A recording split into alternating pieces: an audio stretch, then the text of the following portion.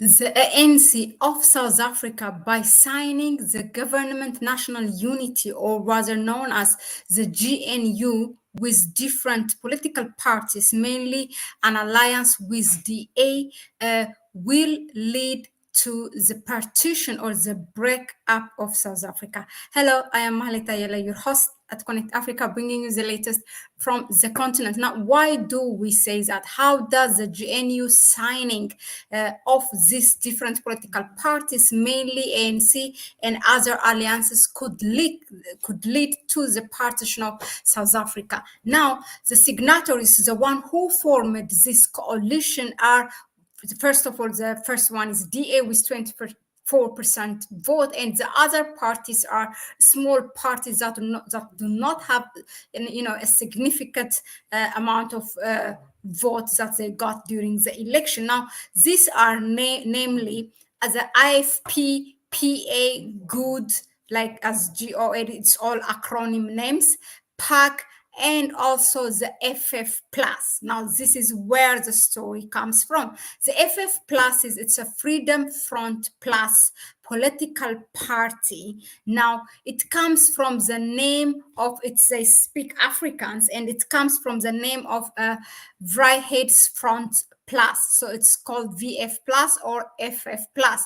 Now, it's a right-wing political party in South Africa that was formed, as a Freedom Front in 1994, when, the ANC started to lead, when basically South Africa has got their independence. So the independence of the Black people is for them another thing. That's how they needed to form this political party called Freedom Front Plus. Now, it is led by the person, the name is Peter Groenewald. By the way, the people who live in this part it's a place called Orania. It's a small town, and it's all, their ancestors are Dutch people. Actually, it's all Dutch people. It's all white people in a small town in South Africa. Now, their political party is Freedom Front Plus. Now, how do we know that the signing of ANC with Freedom Front Plus could lead to the partition of South Africa? This is because now, this is, as in their Twitter message, it's shared that by the party leader.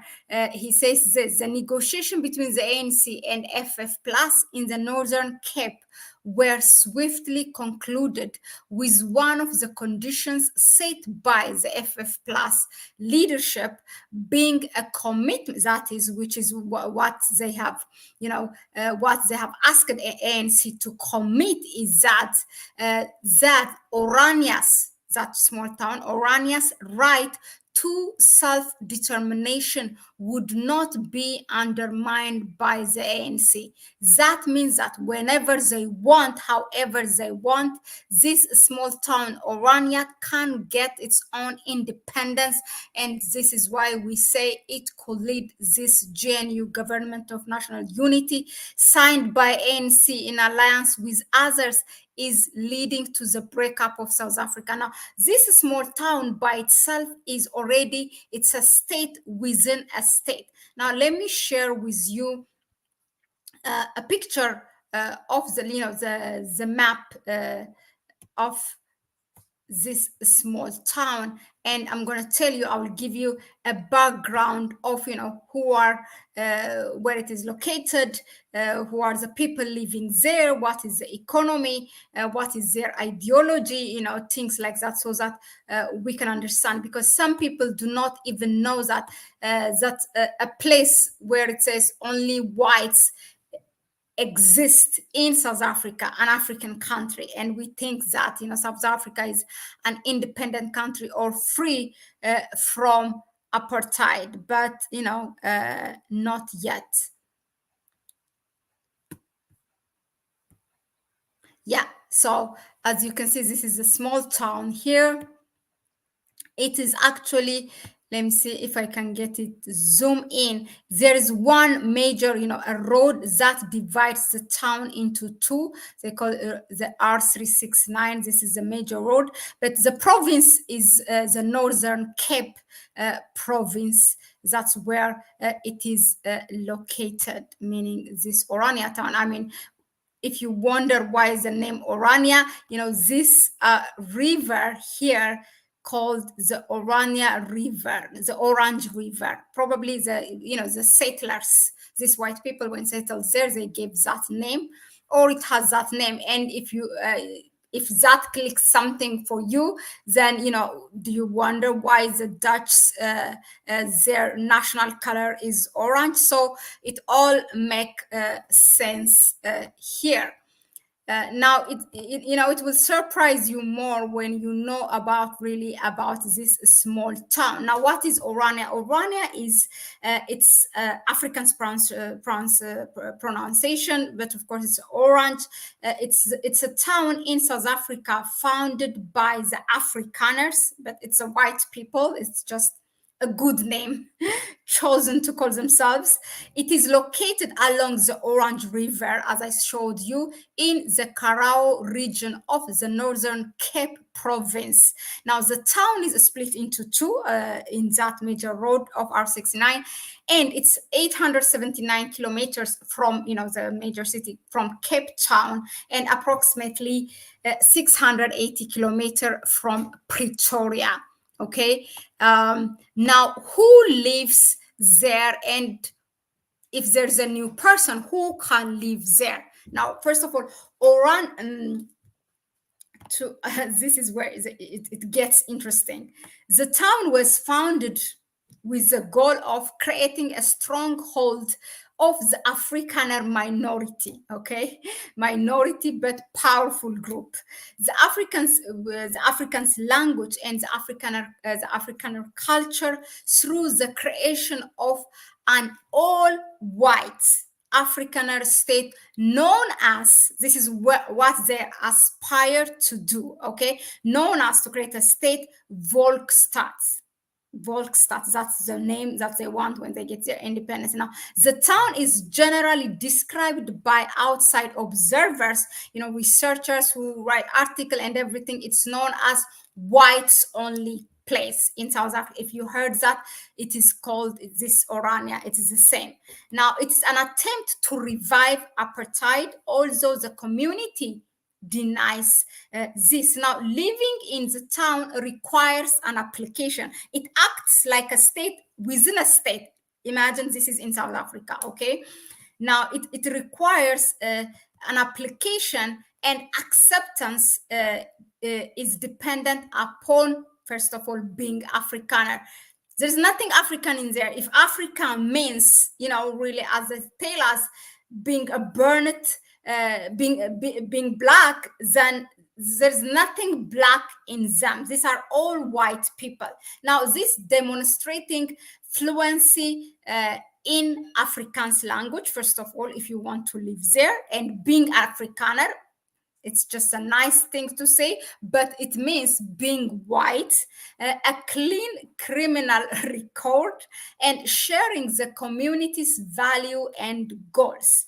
Now, Afrikaner Calvinism is an important aspect of a local culture. If it also requires a religion. It's a Calvinist Christian you have to be. And while the South African government has stated that it's opposed to the idea of whites only community, it has generally ignored the town as if it doesn't exist. It's like you talk about that, you are opening a Pandora box in South Africa politics. That's what's happening now. What is a natural resource for this town, small town? If you wonder, I call it town, but only there are 2,800 people, and the goal is for them, they want to populate it up to 10,000 people.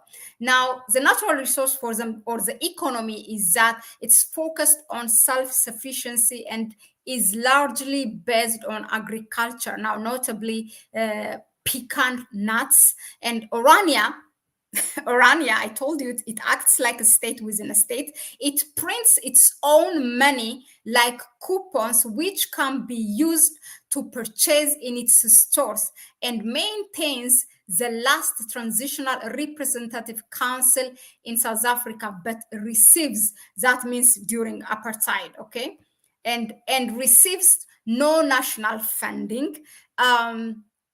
And if you wonder what is the currency of South Africa, is called rand. It's not a coupon.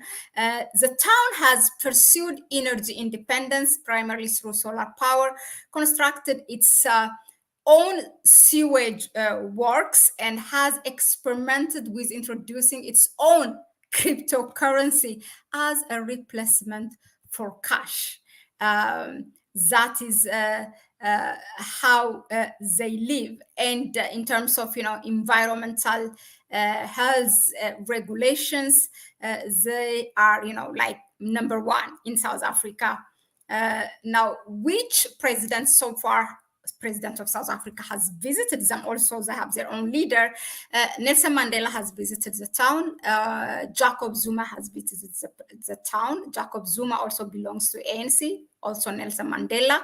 And Zuma has now has created his own political party called MK, the one that ANC did not select to sign, in which people expected 20% of the vote of ANC actually has gone to MK of Zuma's, because ANC was not delivering what it is expected to deliver. And MK is it's not, I cannot say as much as AFF, like Julius Malema's party, but it mainly fights for to return the land to the Black people. Still, they are very minority, but 70% of the land belongs to the white people. Do not forget.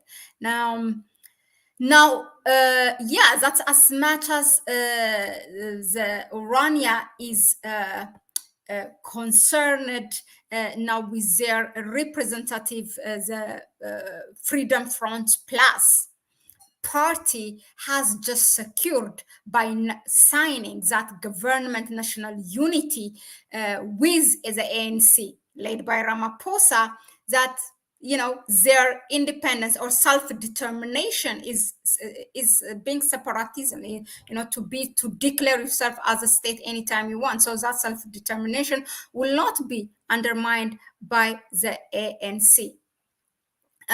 People don't know this, but this is what happens when you try to create a government, a coalition, as opposed to those who really advance the South Africans' quest, but instead you sign with the minorities, with the political party of white people that only advances and works for the white people. Now, who are you going to serve? How are you going to reconcile in your government, in such very opposite policies that these parties are following? But of course, that would be a question that only time can tell what is going to happen. Thank you very much again for tuning in. That was it for now. Agro Valley Farm. I think you are from South Africa. Yeah, the ANC is a traitor organization. Facts, not feelings. Apparently, Black South Africa did not get enough or keen the lesson of apartheid. The next time around, the whites in South Africa are going to do to the Blacks what the whites in apartheid state are doing to Palestine. Well, yeah, so Agro Valley also said the DA would certainly like that. I have seen where white people burning the flag of South Africa. YouTube, the dark history of the Democratic Alliance Expo. Yeah, there's something that viral that is going. In fact, they are saying that they have banned that man, but I will come, once I get the video, I will come, to report and add my analysis on it. Thank you again for tuning in. Please go ahead and subscribe to the channel. Give it a like if you find what I bring you here is relevant and informative enough. Also share the video with others. Do not keep it to yourself. If you want to help us further, you can donate to our PayPal account. And thank you for all who have been donating. It will help us really to be here more often. And I'll see you on the next one. Bye bye.